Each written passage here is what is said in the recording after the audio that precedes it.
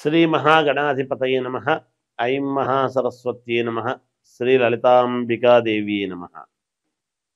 రాశి ఫలాల కార్యక్రమంలో భాగంగా ఈ సెప్టెంబరు మాసము అంతా కూడా చివరి వరకు, మాసము ప్రారంభం నుండి చివరి వరకు కూడా ద్వాదశ రాసుల వాళ్లకు, అంటే 12 రాసుల వాళ్లకు, మేషము నుండి మీనరాశి వరకు అందరికీ ఎలా ఉండబోతుంది, ఏమి చేసుకుంటే మేలు జరుగుతుంది అనేటువంటి విషయాలు ప్రతి మాసము చెప్పుకుంటున్నట్టుగానే ఈ మాసము కూడా చెప్పడం జరుగుతున్నది. అయితే ఈ మాసంలో 1వ తేదీ నుండి చివరి వరకు అన్నప్పుడు మధ్యలో వినాయక చవితి పండుగ వస్తూ ఉన్నది. అలాగే ఏ రాశి వాళ్ళు వినాయక చవితి పండుగ రోజు ఏమి చేసుకుంటే మీ పనులకు విఘ్నాలు తొలగి నిర్విఘ్నముగా బాగా ఉండేట్టుగా మేలు జరుగుతుంది అనేటువంటి విషయాన్ని ఈ ద్వాదశ రాసుల వాళ్లకు కూడా చివరిలో చెప్పడం జరుగుతున్నది. అందువలన అసలు ఎలా ఉండబోతుంది, ఏ రాశి వాళ్లకు, ఏ రాశి వాళ్ళు ఏమి పరిహారము చేసుకుంటే మేలు జరుగుతుంది. వినాయక నవరాత్రులు వస్తున్నాయి.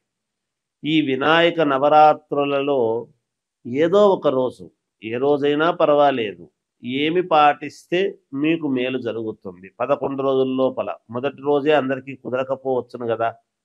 కాబట్టి 9 రోజులో, 11 రోజులో లేదా 3 రోజులో జరుగుతుంది.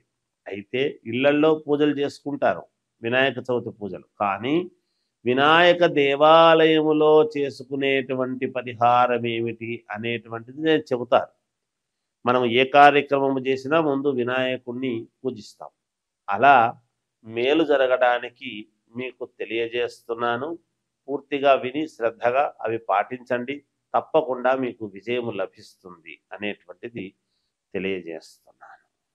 మకర రాశి వాళ్లకు ఈ సెప్టెంబర్ మాసమంతా కూడా ఎలా ఉంది అంటే మిశ్రమ ఫలితాలు గోచరిస్తూ ఉన్నాయి. దూర ఆలోచనలు చేయటం వలన కొన్ని ఇబ్బందులు కలగటము, కుటుంబ వృద్ధి అనేటువంటిది ఉంటుంది. కుటుంబంలో కాస్త మనక్లేశము, చిన్నపాటి గొడవల్లాంటివి రావటము కానీ, స్థిరాస్తి అనేటువంటిది మీకు కలిసి వస్తుంది.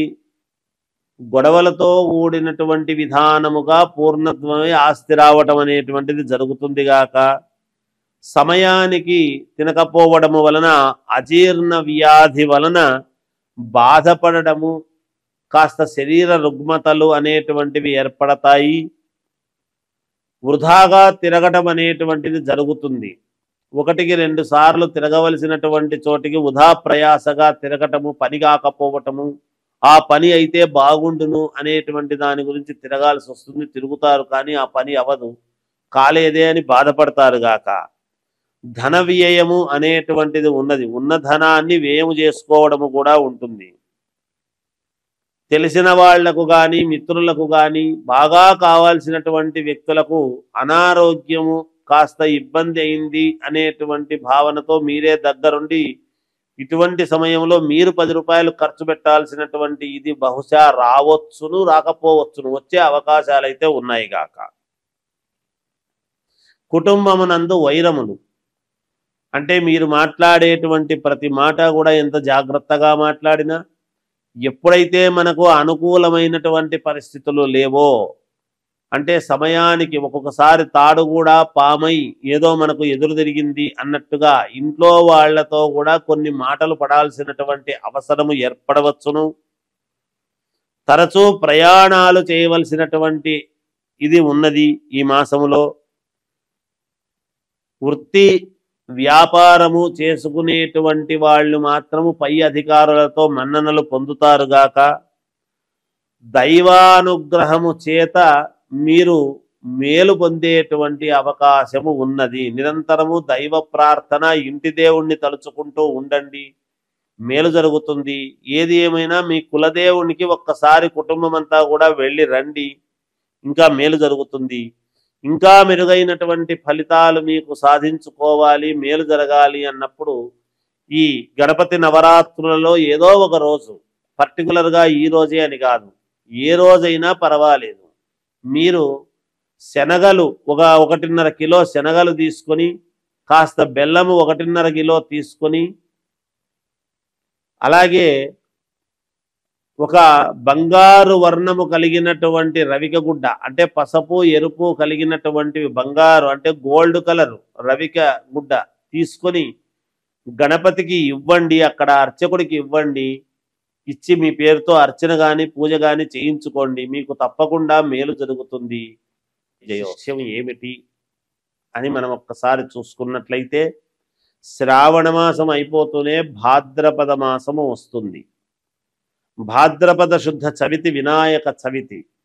ఆ వినాయక నవరాత్రులు 11 రోజుల 9 రోజుల అనేటువంటిది మనం చేయడం జరుగుతూ ఉన్నది వినాయక నవరాత్రులు. అయితే భాద్రపద మాసము అనంగానే కలవు చండీ వినాయకవు అని, కలియుగములో చండీ అంటే అమ్మవారు పార్వతీదేవి కదా, అందువలన అమ్మవారిది వినాయకవు అన్నాడు.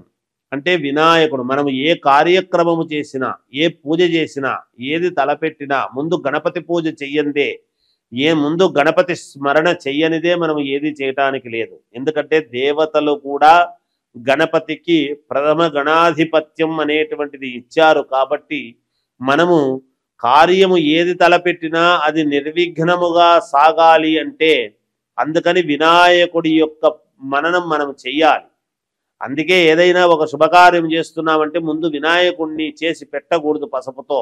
అలా వినాయకుడిని చేసి పెట్టాము అంటే కార్యక్రమం అంతా ఆలస్యం అవుతుంది. వచ్చి పీటల మీద కూర్చున్న తర్వాతనే ఇంకా వినాయకుడిని చేయటం అనేది జరుగుతుంది. ఇది మనం గుర్తుంచుకోవాలి. చాలామంది పూజారులు కావచ్చు, పౌరోహితులు కావచ్చు ఇది పాటిస్తారు చాలామంది. అలా విఘ్నాలు కలిగించేటువంటి వాడు వినాయకుడే, ఎవరో కాదు. అందుకనే మనము వినాయకుడిని మనము ఎటువంటి విఘ్నాలు లేకుండా నిర్విఘ్నముగా సాగాలి స్వామి అనేటువంటి ఇదితో మనం వినాయకుని పూజలు చేస్తాం. అటువంటి వినాయక నవరాత్రులు అనేటువంటివి మనము జరుపుకుంటూ ఉంటాము ఈ యొక్క ఇదిలో. తర్వాత ఈ నిమజ్జనము అది అయిన తర్వాత వెంటనే మహాలయ పక్షాలు ప్రారంభమవుతాయి 18వ తేదీ నుండి. మహాలయ పక్షాలు అంటే ఆ పక్షమి 15 రోజులు మనం ఏమి చేయడానికి ఉండదు. మహాలయ పక్షాల్లో అంటే పితృకార్యక్రమాలు అవి చేసుకోవటానికి చాలా ఉపయోగపడతాయి. అంటే పొరపాటున గనక మనం ఎప్పుడైనా పితృకర్మలు చేయకపోతే, లేదా పితృదోషాలు ఉండేటువంటి వాళ్లకు వంశపారపర్యముగా మేము ఎంత కష్టపడుతున్నా మాకు బాగా జరగడం లేదు గురువు గారు, ఏమి దోషం ఉందో ఏమో, మా జాతకాల్లో మేము అన్నీ చూపించుకున్నాము, మరి ఎందుకో మేము ముందుకు వెళ్ళలేకపోతున్నాము, మేము ఈ వ్యాపారంలో కలిసి రావడం లేదు, ఈ ఉద్యోగంలో నాకు ఇబ్బందిగా ఉంది, లేదా ఇది జరగడం లేదు అని వస్తారు. చాలా మందికి పితృదోషాలు అనేటువంటివి ఉంటాయి. ఈ పితృదోషాలు అనేటువంటివి ఎక్కడి నుంచి వస్తాయంటే మనము చేసేటువంటి పనులు మన పిల్లలకు రావటం అనేటువంటిది జరుగుతుంది.